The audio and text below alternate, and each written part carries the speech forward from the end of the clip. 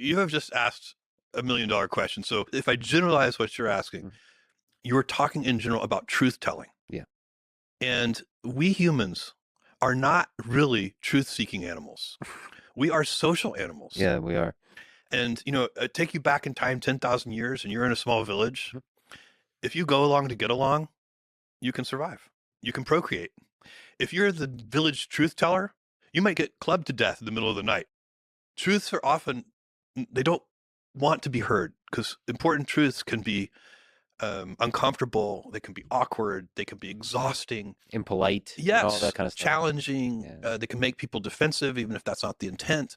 But any high performing organization, whether it's a sports team, a business, a political organization, an activist group, I don't care what it is, any high performing organization has to have mechanisms and a culture that supports truth telling. And you have to talk about the fact that it takes energy to do that. You have to remind people it's okay that it's uncomfortable. You have to literally tell people it's not what we're designed to do as humans. We mostly survive by being social animals, and being cordial and cooperative. And that's really important. Science is all about truth telling. It's actually a very formal mechanism for trying to tell the truth. And even in science, you find that it's hard to tell the truth, Mhm. right? Even, you're supposed to have a hypothesis and test it and find data and reject the hypothesis and so on.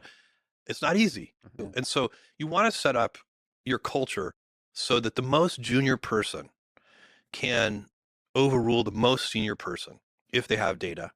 And there are little things you can do. So, for example, in every meeting that I attend, I always speak last. And I know from experience that if I speak first, even very strong willed, highly intelligent, high judgment participants in that meeting will wonder, well, if Jeff thinks that, I came in this meeting thinking one thing, but maybe I'm not right. And so you can do little things like if you're the most senior person in the room, go last.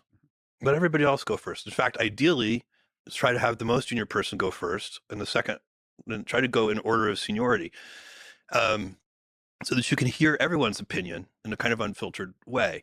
Because we really do. We actually literally change our opinions. If somebody who you really respect says something, it makes you change your mind a little. By the way, a lot of our most powerful truths turn out to be hunches.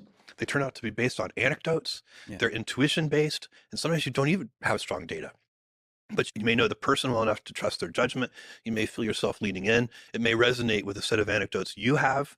And then you may be able to say, something about that feels right. Let's go collect some data on that. Let's try to see if we can actually know whether it's right. But for now, let's not disregard it because it feels right.